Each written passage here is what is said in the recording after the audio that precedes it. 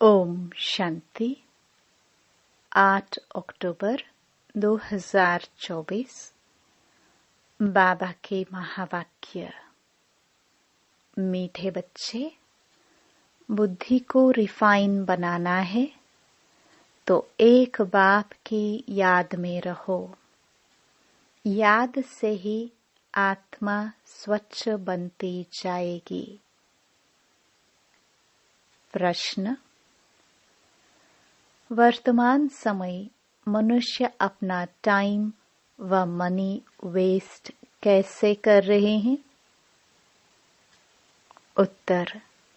जब कोई शरीर छोड़ता है तो उनके पीछे कितना पैसा आदि खर्च करते रहते हैं। जब शरीर छोड़कर चला गया तो उसकी कोई वैल्यू तो रही नहीं, इसलिए उसके पिछाड़ी जो कुछ करते हैं उसमें अपना टाइम और मनी वेस्ट करते हैं। ओम शांति।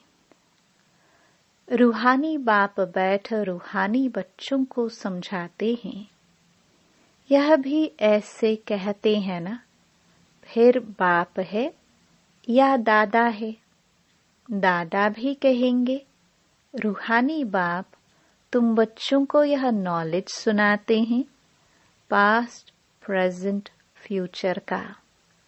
वास्तव में सतयुग से लेकर त्रेता अंत तक क्या हुआ है, यह है मुख्य बात। बाकी द्वापर कलयुग में कौन कौन आए, क्या हुआ, उनकी हिस्ट्री ज्योग्राफी तो बहुत है। सतयुग त्रेता की कोई हिस्ट्री ज्योग्राफी है नहीं, और तो सबकी हिस्ट्री ज्योग्राफी है। बाकी देवी देवताओं को लाखों वर्ष पहले ले गए हैं। यह है बेहद की बेसमझी। तुम भी बेहद की बेसमझी में थे, अभी थोड़ा थोड़ा समझ रहे हो। कोई तो अभी भी कुछ समझते नहीं है, बहुत कुछ समझने का है। बाप ने आबू की महिमा कर समझाया है, इस पर ख्याल करना चाहिए। तुम्हारी बुद्धि में आना चाहिए, तुम यहाँ बैठे हो। तुम्हारा यादगार दिलवाड़ा मंदिर कब बना है, कितने वर्ष बाद बना है? कहते हैं 1250 वर्ष हुए हैं, तो बाकी कितने वर्ष रहे? 3750 वर्ष रहे। तो उन्होंने भी अभी का यादगार और वैकुंठ का यादगार बनाया है। मंदिरों की भी कंपटीशन होती है ना, एक दो से अच्छा बनाएंगे। अभी तो पैसा ही कहाँ है जो बनावे? पैसा तो बहुत था, तो सोमनाथ का मंदिर कितना बड़ा बनाया है, अभी तो बना ना सके। भल आगरे आदि में बनाते रहते हैं, परंतु वह सब है फालतू। मनुष्य तो अंधियारे में है ना, जब तक बनावे तब तक विनाश भी आ जाएगा। यह बातें कोई भी नहीं जानते हैं, तोड़ते और बनाते रहते हैं। पैसे मुफ्त में आते रहते हैं, सब वेस्ट होता रहता है। Waste of time, waste of money, waste of energy. कोई मरता है तो कितना टाइम गवाते हैं, हम कुछ भी नहीं करते। आत्मा तो चली गई, बाकी खाल क्या काम की? सर्प खाल छोड़ देता है, उनकी कोई वैल्यू है क्या? कुछ भी नहीं। भक्ति मार्ग में खाल की वैल्यू है। जड़ चित्र की कितनी पूजा करते हैं, परंतु यह कब आए, कैसे आए, कुछ भी पता नहीं है। इनको कहा जाता है भूत पूजा।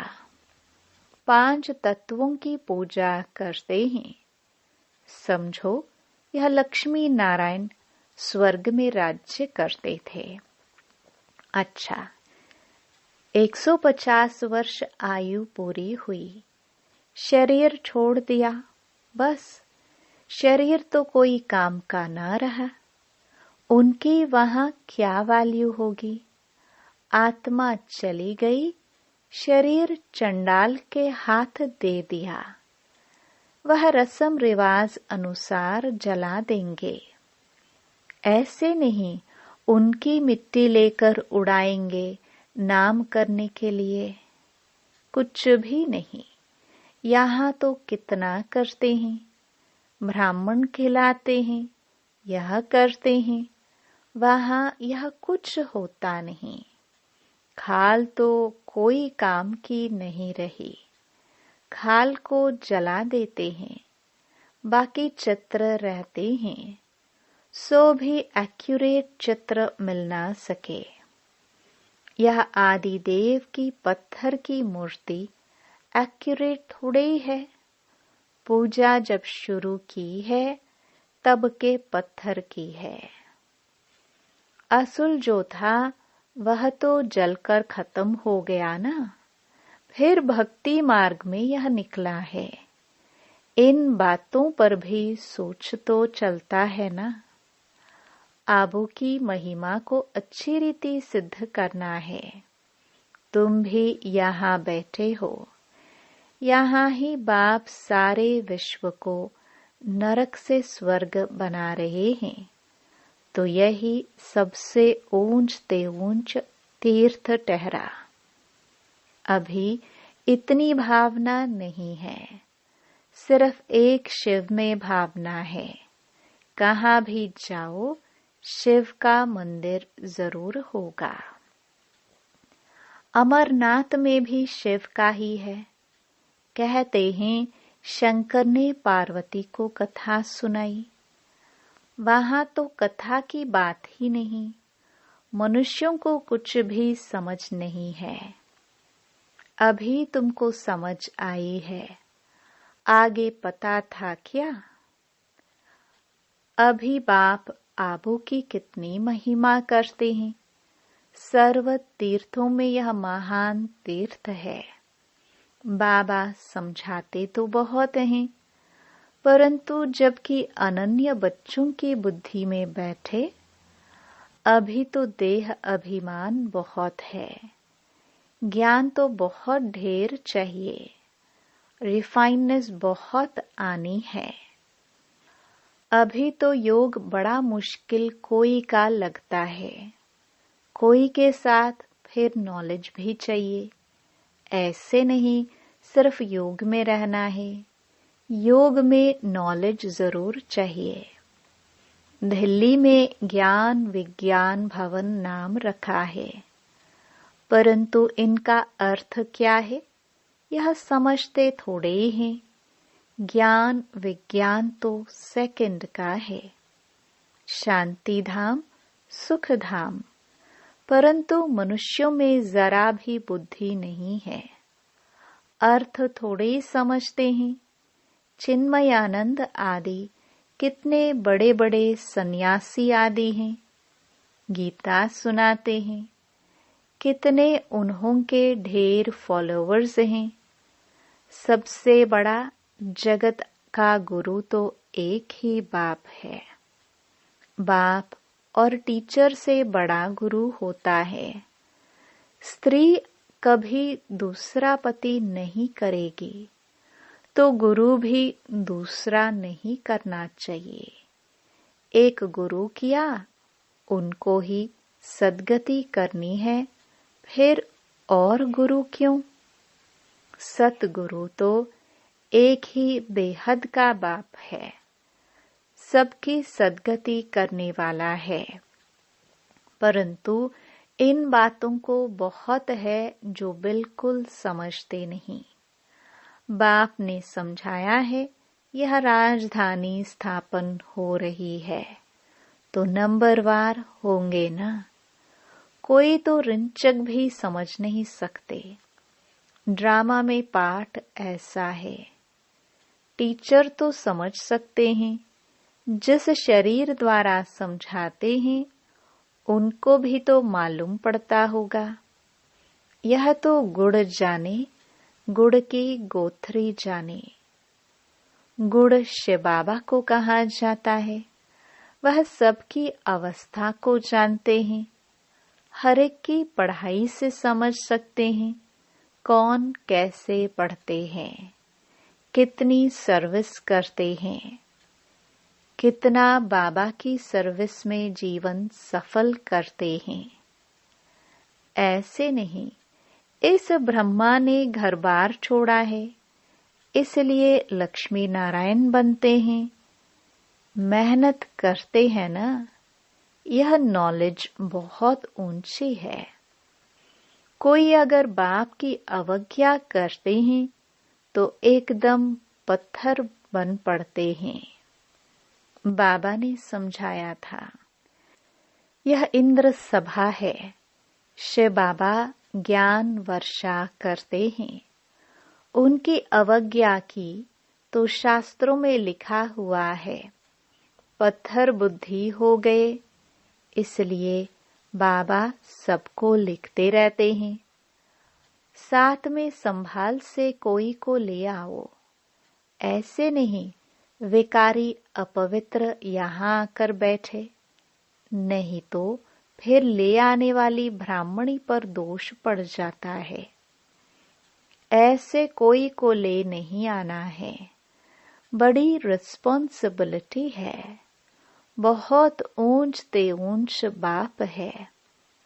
तुमको विश्व की बादशाही देते हैं तो उनका कितना रिगार्ड रखना चाहिए। बहुतों को मित्र संबंधी आदि याद पड़ते हैं, बाप की याद है नहीं। अंदर ही गुटखा खाते रहते हैं। बाप समझाते हैं, यह है आसुरी दुनिया, अभी दैवी दुनिया बनती है। हमारी एम ऑब्जेक्ट यह है, यह लक्ष्मी नारायण बनना है। जो भी चित्र हैं सबकी बायोग्राफी को तुम जानते हो।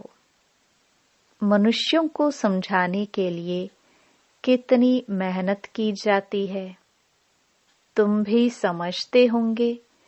यह कुछ अच्छा बुद्धिमान है, यह तो कुछ नहीं समझते हैं। तुम बच्चों में जिसने जितना ज्ञान उठाया है उस अनुसार ही सर्विस कर रहे हैं। मुख्य बात है ही गीता के भगवान की। सूर्यवंशी देवी देवताओं का यह एक ही शास्त्र है, अलग अलग नहीं है। ब्राह्मणों का भी अलग नहीं है। यह बड़ी समझने की बातें हैं। इस ज्ञान मार्ग में भी चलते चलते अगर विकार में गिर पड़े तो ज्ञान बह जाएगा। बहुत अच्छे जाकर विकारी बने तो पत्थर बुद्धि हो गए। इसमें बड़ी समझ चाहिए। बाप जो समझाते हैं उनको उगारना चाहिए। यहाँ तो तुमको बहुत सहज है। कोई लौकिक कार्य व्यवहार हंगामा आदि नहीं। बाहर में रहने से धंधे आदि की कितनी चिंता रहती है। माया खूब तूफान में लाती है। यह तो एकांत लगी पड़ी है। बाप तो फिर भी बच्चों को पुरुषार्थ कराते रहते हैं। यह बाबा भी पुरुषार्थी है। पुरुषार्थ कराने वाला तो बाप है। इसमें विचार सागर मंथन करना पड़ता है। यहाँ तो बाप बच्चों के साथ बैठे हैं। जो पूरी अंगुली देते हैं उनको ही सर्विसेबल कहेंगे। बाकी गुटखा खाने वाले तो नुकसान करते हैं और ही डिससर्विस करते हैं, विघ्न डालते हैं। यह तो जानते हो, महाराजा महारानी बनेंगे तो उन्हों के दास दासियां भी चाहिए। वह भी यहाँ के ही आएंगे। सारा मदार पढ़ाई पर है। इस शरीर को भी खुशी से छोड़ना है, दुख की बात नहीं। पुरुषार्थ के लिए टाइम तो मिला हुआ है। ज्ञान सेकंड का है, बुद्धि में है। शिव बाबा से वर्षा मिलता है। थोड़ा भी ज्ञान सुना, शिव बाबा को याद किया तो भी आ सकते हैं। प्रजा तो बहुत बनने की है। हमारी राजधानी सूर्यवंशी चंद्रवंशी यहाँ स्थापन हो रही है। बाप का बनकर अगर ग्लानि करते हैं तो बहुत बोझा चढ़ता है। एकदम जैसे रसातल में चले जाते हैं। बाबा ने समझाया है, जो अपनी पूजा बैठ कर आते हैं वह पूज्य कैसे कहला सकते। सर्व का सद्गति दाता, कल्याण करने वाला तो एक ही बाप है। मनुष्य तो शांति का भी अर्थ नहीं समझते हैं। हठ योग से प्राणायाम आदि छड़ाना, उसको ही शांति समझते हैं। उसमें भी बहुत मेहनत लगती है। कोई की ब्रेन खराब हो जाती है, प्राप्ति कुछ भी नहीं। वह तो अल्पकाल की शांति। जैसे सुख को अल्पकाल काग विष्टा समान कहते हैं, वैसे वह शांति भी काग विष्टा के समान है। वह है ही अल्पकाल के लिए। बाप तो 21 जन्मों के लिए तुमको सुख शांति दोनों देते हैं। कोई तो शांति धाम में पिछाड़ी तक रहते होंगे। जिनका पाठ है वह इतना सुख थोड़ी देख सकेंगे। वहां भी नंबरवार मर्तबे तो होंगे ना। भल दास दासिया होंगे, परंतु अंदर थोड़े घुस सकेंगे। श्री कृष्ण को भी देख ना सके। सबके अलग अलग महल होंगे ना। कोई टाइम होगा देखने का। जैसे देखो, पोप आता है तो उनका दर्शन करने के लिए कितने लोग जाते हैं। ऐसे बहुत निकलेंगे जिनका बहुत प्रभाव होगा। लाखों मनुष्य जाएंगे दर्शन करने के लिए। यहाँ शिव बाबा का दर्शन कैसे होगा, यह तो समझने की बात है। अब दुनिया को कैसे पता पड़े कि यह सबसे ऊंच तीर्थ है। दिलवाड़ा जैसा मंदिर शायद आसपास और भी हो, वह भी जाकर देखना चाहिए कैसे बना हुआ है। उनको ज्ञान देने की भी दरकार नहीं। वह फिर तुमको ज्ञान देने लग जाएंगे। राय देते हैं ना, यह करना चाहिए, यह करना चाहिए। यह तो जानते नहीं कि इनको पढ़ाने वाला कौन है। एक एक को समझाने में मेहनत लगती है। उन पर कहानियां भी हैं। कहते थे शेर आया, शेर आया। तुम भी कहते हो मौत आया कि आया। तो वह विश्वास नहीं करते हैं। समझते हैं अभी तो 40,000 वर्ष पड़े हैं, मौत कहाँ से आएगा। परंतु मौत आना तो जरूर है। सबको ले जाएंगे। वहां कोई भी किचड़ा होता नहीं। यहाँ की गौ और वहां की गौ में भी कितना फर्क है। श्री कृष्ण थोड़े गौए चराता था। उन्हों के पास तो दूध हेलीकॉप्टर में आता होगा। यह कीचड़ पट्टी दूर रहती होगी। सामने घर में थोड़े कीचड़ा रहेगा। वहां तो अपरम अपार सुख है, जिसके लिए पूरा पुरुषार्थ करना है। कितने अच्छे अच्छे बच्चे सेंटर से आते हैं। बाबा देखकर कितना खुश होते हैं। नंबरवार पुरुषार्थ अनुसार फूल निकलते हैं।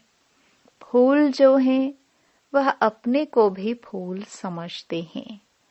दिल्ली में भी बच्चे कितनी सर्विस करते हैं, रात दिन। ज्ञान भी कितना ऊंचा है। आगे तो कुछ नहीं जानते थे, अब कितनी मेहनत करनी पड़ती है। बाबा के पास तो सब समाचार आते हैं।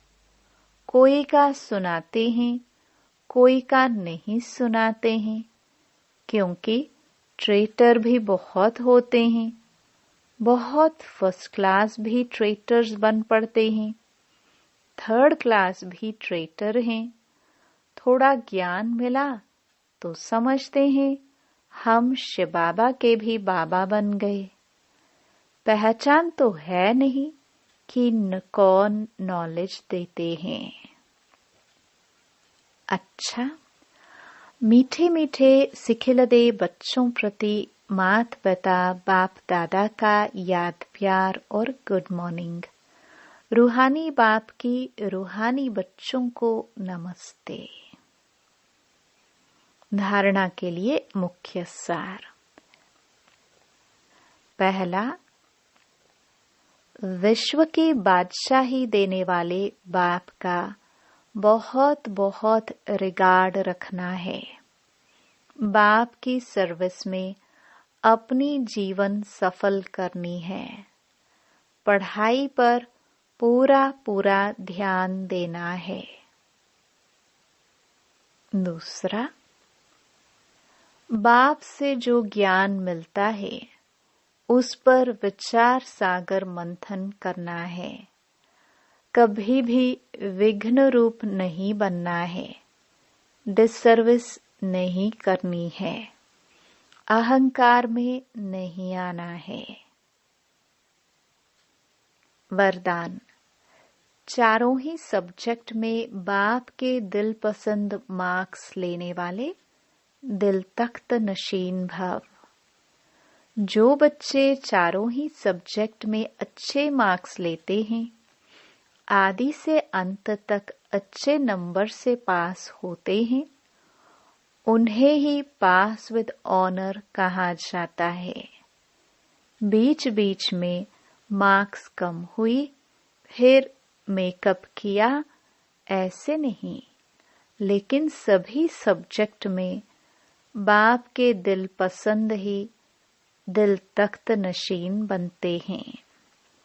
साथ साथ ब्राह्मण संसार में सर्व के प्यारे, सर्व के सहयोगी, सर्व का संपन्न प्राप्त करने वाले दिल तख्त नशीन स्वराज्य तख्त नशीन बनते हैं। स्लोगन। दिलरुबा वह है जिसके दिल में सदा यही अनहद गीत बजता रहे कि मैं बाप की, बाप मेरा। ओम शांति।